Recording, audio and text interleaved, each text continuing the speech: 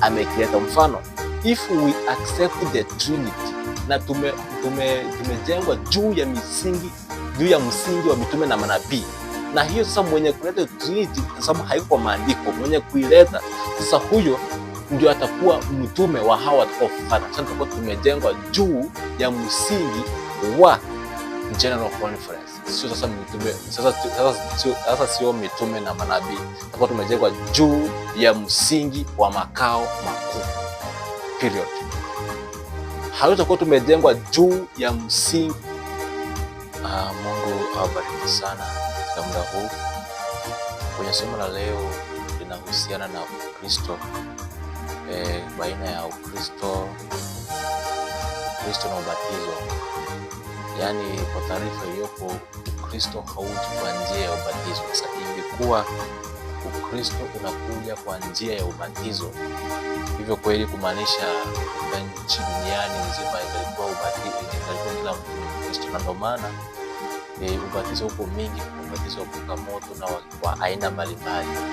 Lakini kwa ujumla katika takwimu ya Kenya wanasema kwamba Wakristo wako 88%, lakini sio hivyo. Lakini tungaligundua Ukristo unajengwa kwa njia gani au kwa njia gani, hakika tungalikuwa watu kutambua. Lakini Yesu siku moja akawaagiza wanafunzi wake katika mlima, anawaagiza baada ya ufufuo. Kuna jambo ambalo Yesu anaelekeza wanafunzi wake baada ya ufufuo, lakini kumbuke kitu ambacho tunahitaji kuzungumzia ni kuhusiana Ukristo hauji kwa njia ya ubatizo. Kwa ufupi, wokovu ama Ukristo uko kwa njia gani? Unaposoma katika 28 aya ya 18 na 19 kitabu cha Mathayo kinasema kwamba Yesu akaja kwao akasema nao akamwambia, nimepewa mamlaka yote mbinguni na duniani. Basi enendeni mkawafanye mataifa yote kuwa wanafunzi, mkiwabatiza kwa jina la Baba na Mwana na Roho Mtakatifu, na kuwafundisheni kuyashika yote yaliyoandikwa humo.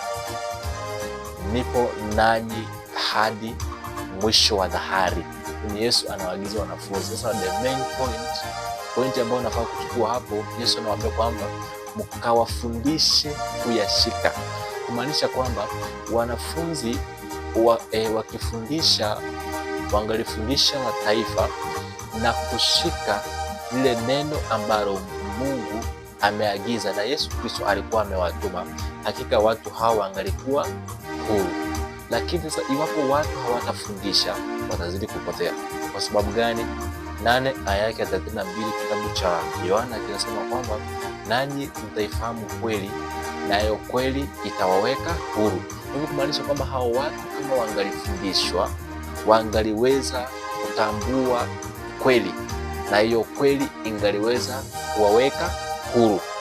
Kumaanisha kwamba sasa iwapo watu hawatafundishwa, je, kuna mbinu mbadala ya kutokufundishwa? Je, mtu anaweza akapata ukweli mbali na kuwa na kufundishwa?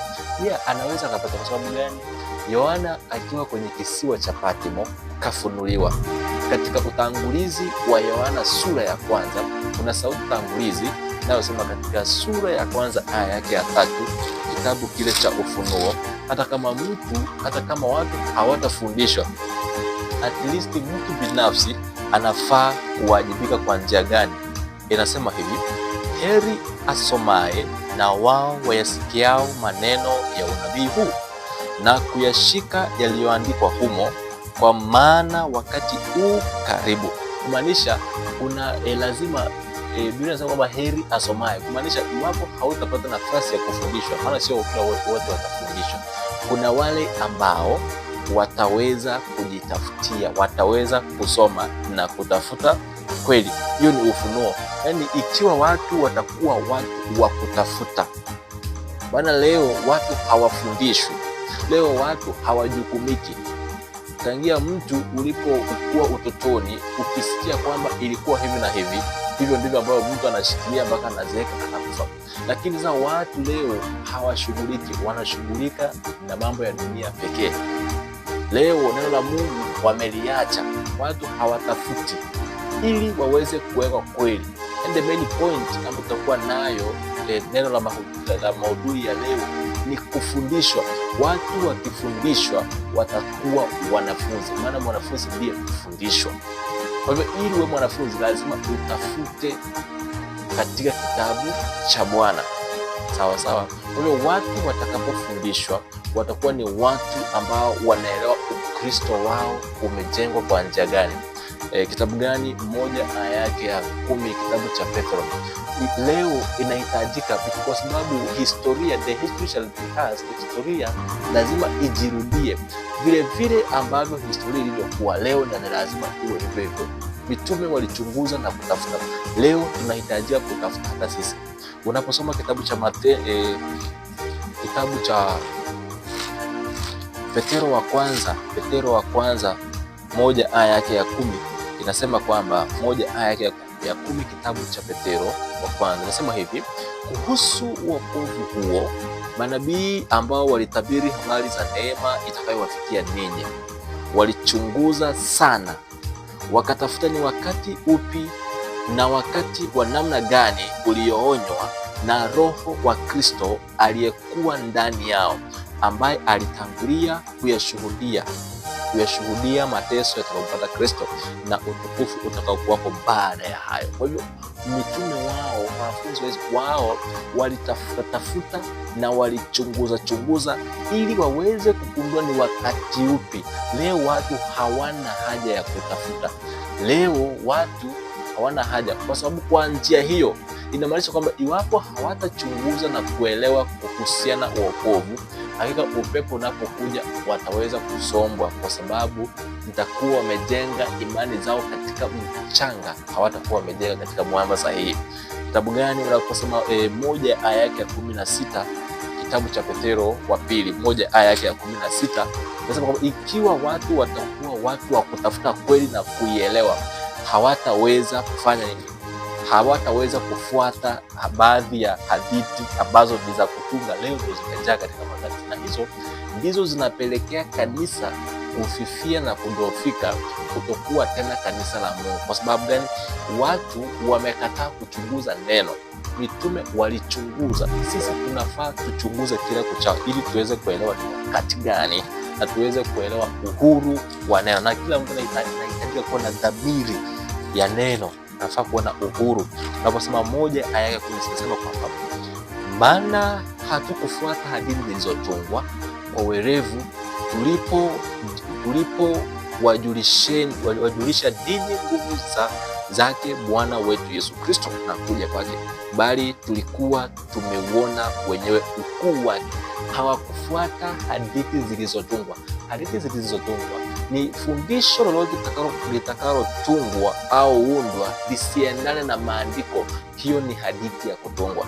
Ikiwa kuna fundisho linafundishwa katika makanisa au mikusanyiko ambalo sio fundisho la kibiblia na halikubaliani, linapingana na Biblia, halikubaliani, hiyo ni hadithi zilizotungwa. Na kwa taarifa hiyo niweze kupeana mfano tu mzuri wa hadithi ambazo zipo. Unaambiwa kwamba tuamini. Unajua wakati mwingine kuna hiki kitu kwamba kuamini, lakini kuamini sio jambo nzuri sana la kupendekeza kwamba watu waamini, lakini nafaa watu maana imesema kwamba heri asomaye nao wayafahamu. Nafaa watu wafahamu, na inafaa watu wafahamu na waweze kuwa na hiyo ufahamu wa neno na uhakika wa neno wa kuona, sio kwamba uamini kitu ambacho kilikuja haukielewi jinsi ambavyo kilikuwa. For example, ningependa niweze kutoa fungu moja alafu nikalidadavue kulingana na udadavozi nitakaofanya, nitatumia roho ya unabii niweze kufundisha kwamba baadhi ya mifano ya mafundisho ambayo yatakuja kama hadithi za kutungwa ndani ya mikusanyiko, ndani ya makanisa ni kama haya yafuatayo. Mfano moja, ukisoma 1 aya ya 26, unajua Biblia fungu linaeleza fungu lingine, sawa sawa. Roho ya unabii inasema kwamba text moja inaelezea text nyingine. Kwa hivyo for example, katika Biblia kuna fungu linalosema hivi. Biblia unaweza ukaitumia kwa njia ya kwa kibaya. Kuna fungu linasema kwamba amelaaniwa ageuzae mwenzake dhidi ya kukata mwingine. Yaani ikiwa umeinua panga hivi mtu akakukataze, wewe umelaaniwa. Lakini ukichukulia hilo fungu vivyo hivyo lilivyo, kumaanisha kwamba nitakuwa umetumia Biblia vibaya. Mfano, ukisoma moja aya yake 20, kumbuka nazungumzia wokovu, Ukristo, wokovu. Watu wao wakufundishwa na watu wao wakufundisha ili waweze kuelewa. Kwanza ni hatari sana kuwa Mwadventista msabato alafu usome maandiko. Ni hatari kubwa sana. Maana utachanganyikiwa, utachanganya. Unaposoma Mwanzo 1 aya yake 26, kitabu hiki hiyo ni mfano napeana, lakini hiyo haiko kwa topic, hiyo ni out of the topic, is just an example. Unaposoma 1 aya yake 26, kitabu cha Mwanzo kinasema kwamba Mungu akasema, na tumfanye mtu kwa mfano wetu, kwa sura yetu, wakatawale samaki wa baharini na ndege na kuendelea. Nasema hivyo. Kwa hapa Mungu anaposema kwamba na tumfanye mtu kwa mfano wetu. Mfano fungu kama hilo, wengi wanalitumia vibaya, wanaweka maandiko ambayo sio. Kwa hiyo mtu akiwa amesoma hivyo, moja kwa moja atasema kwamba hapa huyu mtu aliyekuwa anasema hapa, huyu ni Mungu Baba, Mwana na Mungu Roho Mtakatifu. Lakini ukiangalia andiko vizuri, tunaweza tukalidadavua na tukagundua kwamba huyu Mungu alipokuwa anasema kwamba na tumfanye mtu kwa mfano wetu na kwa sura yetu, alikuwa anamwambia nani? Kwanza kuna njia mbili ya kuweza kudadavua fungu hilo. Number 1 imesema mfano wetu. Number 2 imesema kwa sura yetu. Na niweze kutoa katika Wakolosai 1:15 niweze kuona kama hizo sifa tutazipata na zitapatikana kwa nani. Huyo ni nani? Mungu alikuwa anamwambia nani kwamba na tumfanye mtu kwa mfano wetu. Ukisoma Wakolosai 1 aya yake 15, kitabu kizuri sana ambacho kinaelezea Yesu, kinamfunua 1 aya 15. Wakolosai inasema kwamba naye ni mfano wa Mungu asiyeonekana, mzaliwa wa kwanza wa viumbe vyote. Kumbe kuna mtu aliye mfano wa Mungu asiyeonekana, na yeye ndio mzaliwa wa kwanza wa viumbe vyote. Huyu ndiye tayari ameshachukua sifa ya kwanza, ni kwa mfano wake. Kitu ambacho kimebaki ni gani? Sura yake. Maana alisema kwamba tufanye mtu kwa mfano wetu na kwa sura yetu. Actually there were more than one. Sawa, maanisha walikuwa wawili au watatu, ili tutatambua ni nani hawa, ni nani aliyekuwa anamwambia. Tayari Mungu anasema kwamba kwa sura na kwa mfano wetu. Huyo ni nani aliyekuwa anamwambia kwamba kwa sura na kwa mfano wetu? Alikuwa anamwambia nani? Tayari Wakolosai 1:15 imetuambia kwa mfano wake aliyemzaliwa kwanza. Tayari hapo huyo ni Yesu anaongelewa hapo. Ila wacha tuende kwa undani tuweze kutambua. Je, amewahi kuna hii na kwa sura? Je, kuna hii characteristics ambayo inasema kwa sura yake? Twende wa Korinto wa 2:4 inasema kwamba ambao ndani yao Mungu wa dunia hii amepofusha fikra zao wasioamini, wasione nuru ya injili ya utukufu wake Kristo aliye sura ya Mungu. Kristo aliye sura ya Mungu. Kumbe Kristo ndiye sura ya Mungu. Kristo ndiye mfano wa Mungu. Katika Waebrania 1:3 Kristo ndiye mng'ao na chapa ya utukufu wa Mungu. Kwa hivyo huyu tayari hapa Biblia ilishamaliza, imeshajieleza kwamba huyu aliyekuwa anasema ni Mungu wa mbinguni, kawa anamwambia Yesu Kristo. Kwa sababu huenda wengi waseme kwamba haijaweka wazi sana, wacha nitumie roho ya unabii, maana ndio kwamba na waende kwa amri na ushuhuda. Ikiwa hawasemi sawasawa na neno hilo, wao hapana asubuhi. Niweze kuelewa kwamba wewe Mungu ulikuwa unamwambia nani wakati ulisema kwamba na tumfanye mtu kwa sura na kwa mfano wetu? Alikuwa anamwambia nani? Kitabu kinaitwa Early Writings page 145.1 ama maandiko ya awali sura ya 145 aya ya kwanza inasema kwamba but when God said to his son, inaanzia juu lakini nimeichukua katika the main point. Inasema kwamba but when God said to his son, kumbe Mungu alisema kwa mwanao, let us make man in our image, tukamfanye mtu kwa mfano wetu. Satan was jealous of Jesus. Satan akamwonea wivu. Hivyo nimekufikiria chini nasema kwamba he wished to be consulted concerning the formation of man. Alihisi kwamba yeye ndo wangeuliza kwamba kuhusiana kutengenezwa kwa mwanadamu, and because he was not, kwa sababu hakuambiwa, he was filled with envy and jealous, alijawa na ghadhabu, alijawa na wivu, and hearted, aliumia. He decided to receive the highest honor in heaven next to God. Alihitaji akapate kiti za, lakini bado alishindwa. Kwa hivyo huyu ni Mungu aliyekuwa anaambia mwanawe ambaye ni Yesu Kristo kwamba tufanye mtu kwa mfano wetu. Sasa mimi nauliza, naacha swali, wale sasa wanasema kwamba kwa hilo andiko huyu aliyekuwa anasema hawa walikuwa ni Mungu Baba, Mungu Mwana, Mungu Roho, hapo Mungu Roho yuko wapi? Kwa hiyo tayari na hilo fungu linatumika kutengeneza kitu kinaitwa Trinity, Utatu Mtakatifu. Hii ndio inatumika kutengeneza, na tayari hapa umeshaweka moto. Ukishaweka moto kwa andiko kama hilo, unaonekana wewe ni shupavu. Maandiko yamejieleza, roho ya nabii imeweka wazi kwamba huyu aliyekuwa anasema ni nani. Andiko lingine ambalo linatumiwa mfano tu, andiko la utangulizi liloanza nalo ambalo ni 28 aya 18 na 19, kitabu cha Mathayo, ambayo nilikuwa nimeshasoma. Kwa hivyo tayari hapa nimeanza kukuonyesha kwamba wao hawakufuata hadithi zilizotunga katika Petero wa kwanza, Petero wa pili 1 aya yake ya 16. Wao hawakufuata hadithi zilizotungwa, bali walitafuta. Kumaanisha kwamba ndio ilikuwa na watu leo wanatafuta na kuchunguza, hawangeingia katika mifumo ambayo isiyo sahihi. Mfano niweze kutoa katika hiyo Mathayo 18, Mathayo 28 aya yake ya 28 aya yake ya 19, Mathayo, fungu ambalo tumeanza nalo. Niweze kutoa mfano mwingine ni kuonyesha kwamba hapa hakuna kitu inaitwa Trinity kwa hili andiko. Hili andiko linatumiwa vibaya. Tukisema kwamba tuchukulie maandiko direct jinsi yalivyo, yani tunatumia vibaya, basi itakuwa ni ngumu sana. Kwa hivyo wacha niweze kuandika katika Mathayo 28 aya yake ya andiko la utangulizi, 28 aya yake 19, inasema kwamba Yesu akaja kwao akasema nao akawaambia, nimepewa mamlaka yote mbinguni na duniani.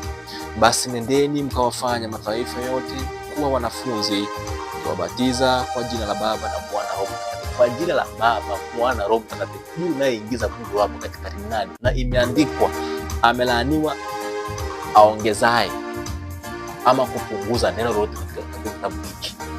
Tayari hapa inasema kwamba ni kwa jina la Baba, Mwana na Roho Mtakatifu. Kwa hivyo ndivyo lilivyo. Hilo andiko linakufa hivyo. Kwa hivyo hakuna kuingiza kachumbari hapo ndani, sio nini, wala ambao mnaingiza, wala ambao mnaingiza umeandika fundamental belief whatever. Hiyo kitu ni hadithi zilizotungwa. Wacha nikuthibitisheni kuonyesha kwamba hata mitume walibatiza kwa jina gani, walibatiza kwa jina gani. Hii iko direct kwa jina la Baba, Mwana ambaye ni the Son of God, na Roho wao ambaye ni Roho wa Kristo, Roho wa Mungu, sio Mungu Roho. Haya, tuelewane. Kuna kitabu inaitwa Manuscript Release Volume 12 page 260.2 kinasema kwamba je, mitume walibatizwa kwa jina gani? Sikiliza, naanzia penye kuna point, utaanza na juu .2 ama mstari wa pili. Nasema kabla ya kuacha, Kristo aliwapa wafuasi wake ahadi chanya kwamba baada ya kupaa kwake angewatumia Roho Mtakatifu. Basi enendeni, alisema, mkawafanya mataifa yote kuwa wanafunzi, mkiwabatiza kwa jina la Baba kwa mabano Mungu binafsi, na la Mwana kwa mabano Mwokozi binafsi, huyu ni Yesu, na la Roho Mtakatifu kwa mabano aliyetumwa kutoka mbinguni kumwakilisha Kristo. Wakati Roho Mtakatifu alitumwa, mimi nauliza hivi, huyo aliyetumwa, huyu Roho Mtakatifu, kuna Mungu roho mwingine ambaye ni roho wa huyu roho aliyetumwa, au ni yupi? Kwa sababu hapa iko wazi, na roho huyu aliyetumwa ndio Roho wa Kristo peke yake. Ikimalizia nasema kwamba na kuwafundisha kuyashika yote niliwaamuru ninyi, na tazama mimi nipo pamoja nanyi siku zote hata ukamilifu wa dahari. Bado acha nikuongezee nukuu nyingine ni kwa Acts and Apostles. Kitabu inaitwa Acts and Apostles, ukurasa wa 28 aya yake ya pili, nasema kwamba wanafunzi walipaswa kuendeleza kazi yao katika jina la Kristo. Kila neno na tendo lao lilikuwa ni zingatia jina lake kama lenye nguvu muhimu ambayo wenye dhambi wanaweza kuokolewa nayo. Imani yao ilipaswa kutegemea yeye ambaye ndiye chanzo cha rehema na nguvu.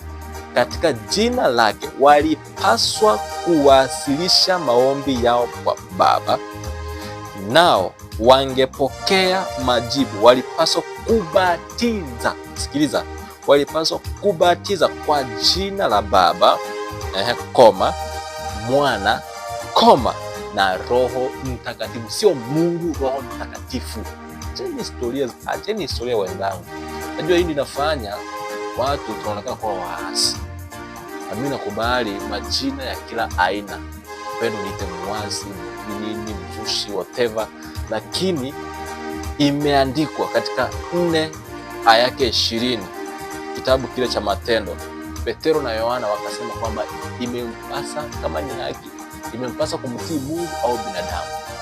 Ni haki kumtii Mungu, basi hukumuni nyinyi kwa nyinyi, kwa sababu ukweli lazima uweke wazi.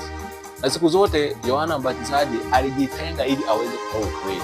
Yesu Kristo alikuwa na nia ya kufanya mategezo ndani ya sinagogi mule, lakini hawangevumilia.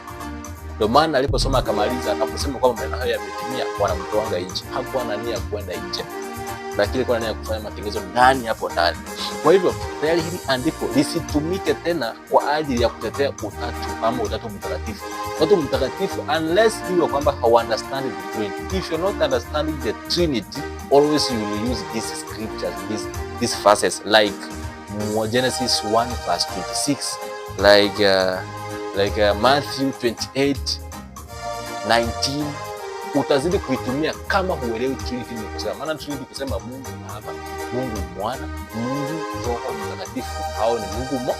Kwa hivyo Mungu watatu katika nafsi moja. Na hapa tunaona kuna dot zimetengwa. Kwa hivyo kumaanisha ukiamini pia utatu mtakatifu ya Trinity, ukiwa kwamba ni mtu ambao unauamini, kumaanisha pia nitakuwa umekana nafsi ya Kristo. Itakuwa umeondokeana na uzima wa milele. Maana uzima wa milele Yesu anaupokea kwa Mungu. Maana Mungu ndio baba yake, ndiye mkubwa. Anapokea pale nasi anatugawia sisi. Naona na uzima wa milele ndio huu wa kujua wewe Mungu pekee na Yesu Kristo aliyemtuma. Inakuanga hivyo direct. Hiyo ni baadhi ya mifano ambayo maandiko ambayo yanatumiwa vibaya. Kwa hivyo turudi katika mada yetu. Mada yetu inahusiana Ukristo. Kwa hivyo nitakuwa na sehemu ya kwanza na nitakuwa na sehemu ya pili. Inahusiana Ukristo. Katika kitabu cha Petero wa kwanza 2 aya yake 21 inasema kwamba kwa sababu hii ndio mlioitiwa, fuateni nyayo za Yesu Kristo. Kwa hivyo watu watafuata nyayo za Yesu Kristo kwa kufundishwa. Wakifundishwa waelewe, wawekwe huru, watakuwa tayari kufuata nyayo zake Yesu Kristo. Lakini unaposoma Matendo 4 aya yake 13, kwa kitu hapa, Ukristo unapokuwa ndani ya mtu ataonekana tu, lakini hata kuwa katika hali ya kujisifu kuhusiana na Ukristo. Kwa hivyo hapa ikipimwa kwa maandiko, kwa wale ambao ni wasabato na wamesi wa Sabato, ikipimwa kwa maandiko, wa Kristo, jina Ukristo, hao ndio watakaokombolewa. Na kumaanisha ni wale ambao wamejitakasa nafsi zao, wamekubali kuacha mambo ya dunia na kumfuata Yesu Kristo. Maana yeye ndiye aliye na uzima. Wacha uone katika 4 aya ya 13, tusomee 4 aya ya 13 ambayo inasema hivi: basi walipoona ujasiri wa Petero na Yohana na kuwajua ya kuwa ni watu wasio na elimu, wasio na maarifa, wakastajabu, wakawatambua ya kwamba walikuwa pamoja na Kristo. Kwa hivyo walipoona wale watu walishangaa kwamba kumbe walikuwa na Kristo. Kwa sababu ya ujasiri waliokuwa nao, wakatambua kwamba hawa watu walikuwa pamoja na Kristo kwa sababu ya ujasiri waliokuwa nao. Kumbe wale wanaomfuata Kristo, hao ndio wanaitwa wa Kristo. Ikiwa haumfuati Kristo, wewe sio Mkristo. Kumaanisha kila kufuata nyayo za Yesu Kristo ni kubali Kristo kuwa mwana wa Mungu na kukubali awe ndani yako. Ukubali awe ndani yako, lazima utabadilika tu. Naona lazima utakuwa katika hali ya mabadiliko. Kwa sababu gani? Unapoangalia katika 2:20, kwanza niweze kuweka andiko vizuri. Katika 2:20 kitabu cha Waefeso, nasema kwamba tumejengwa juu ya ya msingi ya mitume na manabii. Kwa hivyo kumaanisha, kwa hivyo kile ambacho kilifundishwa na mitume, kile kilichofanyika na mitume ndicho tunastahili kufuata, chicho hicho. Hapo ndipo tunafaa kupita. Lakini sasa ikiwa, maana mitume walifundisha ubatizo gani? Mitume walifundisha, walionyesha uungu wa Yesu, waliweza kuonyesha uwana wa Yesu. Sawa sawa. Kwa hivyo iwapo mitume walifundisha kwamba tumejengwa juu ya iwapo walifundisha kile kitu ambacho walifundisha, hicho ndicho tunafaa nasi tukafundisha. Iwapo tutaongeza, kumaanisha tutakuwa tunajengwa juu ya msingi wa yule ambaye amekileta. Mfano, if we accept the Trinity, na tumejengwa juu ya msingi wa mitume na manabii, na hiyo sasa mwenye kuleta Trinity, kwa sababu haiko maandiko, mwenye kuileta sasa huyo ndio atakuwa mtume wa hawa watakaofuata. Sasa tutakuwa tumejengwa juu ya msingi wa General Conference. Sio sasa mitume, sasa sio mitume na manabii, tutakuwa tumejengwa juu ya msingi wa makao makuu. Period. Hatutakuwa tumejengwa juu ya msingi wa mitume na manabii, kwa sababu kufuata kile ambacho kimefundishwa, kionyeshwa, ndio kujengwa juu ya msingi wa mitume na manabii. Kutokufuata na kufuata kwa yale mapokeo yatakuwa yameingizwa kama hadithi zilizotungwa na mifumo kama vile General Conference, tutakuwa tumejengwa juu ya misingi ya General Conference. Kwa hivyo tuna mbingu, inakuwa hivyo whether you like it or not. Maandiko yako wazi. Kwa hivyo wapendwa, sehemu ya pili, tukutane sehemu ya pili tukionyesha zaidi juu ya Ukristo, jinsi ambavyo umejengeka. Je, Ukristo kuja kwa njia ya ubatizo au kwa njia gani? Mungu awabariki sana.